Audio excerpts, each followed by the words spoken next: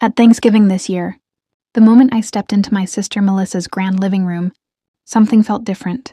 A tension in the air I couldn't ignore. The smell of roasted turkey mixing with the low murmur of polished conversations from her lawyer friends, all impeccably dressed, discussing cases, promotions, and courtroom drama. And I reminded myself to breathe, to walk tall, and not give her the satisfaction of seeing me flinch, even though she had always looked down on me for working as an HVAC technician.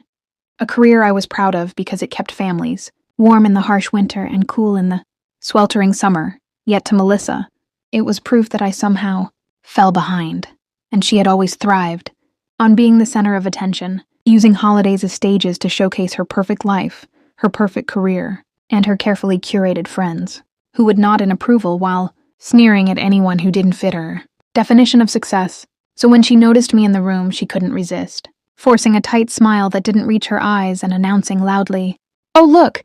Olivia made it. You know, the sister who works HVAC." A few heads turned out of curiosity, and she added with exaggerated pride, "She never even finished college. But she's doing something, I guess." And I could feel the weight of her words trying to press me down, but I kept my expression calm because I had promised myself I wouldn't shrink this year. And she followed me toward the dining table, narrating to her guests about my less-than-impressive life, claiming I embarrassed her, and then, just as she was gaining her momentum, she commanded me to leave, her voice sharp and rehearsed, the kind that made it clear this wasn't about me. It was about controlling how she was perceived. But before I could respond, the unexpected happened. Her boss, the senior partner Howard Bennett, rose from his chair and suddenly the room went silent. All eyes on him, his gaze sharp, then curious as he slowly walked toward me and said, "Wait, your sister is Olivia Turner?" The moment those words left his mouth, Melissa froze, her voice caught in her throat, the smugness vanishing instantly as he continued, holding out his hand. "Olivia, it's an honor. We've actually been trying to contact you."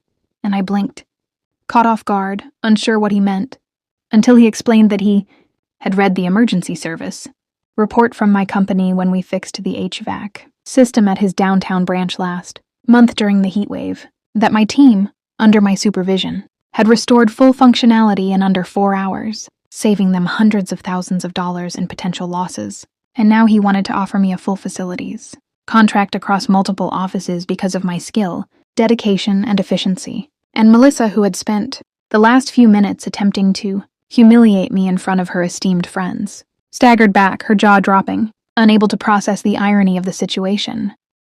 Then he looked directly at her, eyebrows raised, and asked, "Why didn't you mention your sister is Olivia Turner?" The room was utterly silent. Everyone waited for an answer that never came. And at that moment, I realized the entire atmosphere had shifted, that her power, built on mockery and judgment, had crumbled in front of witnesses.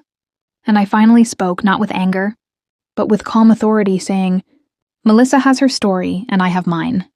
I've never needed people to choose one over the other," and the tension in the room intensified as Howard and her friends nodded in agreement, some expressing their respect openly, acknowledging the expertise and value I had brought to a real-world problem, one that no degree or polished resume could replace.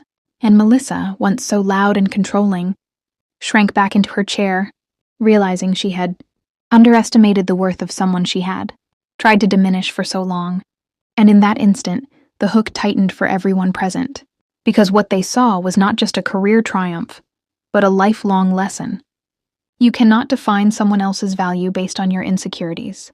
And the more she tried to assert her dominance, the clearer it became that her achievements meant nothing compared to the integrity, skill, and quiet confidence I carried every day.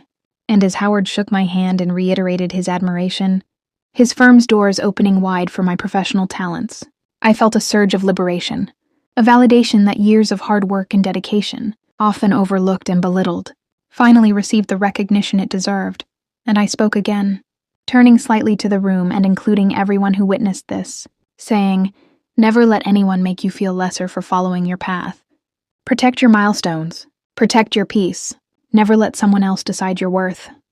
And the words hung heavy, an unspoken challenge to anyone who doubted the value of skilled, honest labor. And Melissa sat frozen, her pride fractured, her attempted humiliation undone, knowing she could no longer control the narrative she had once manipulated so well.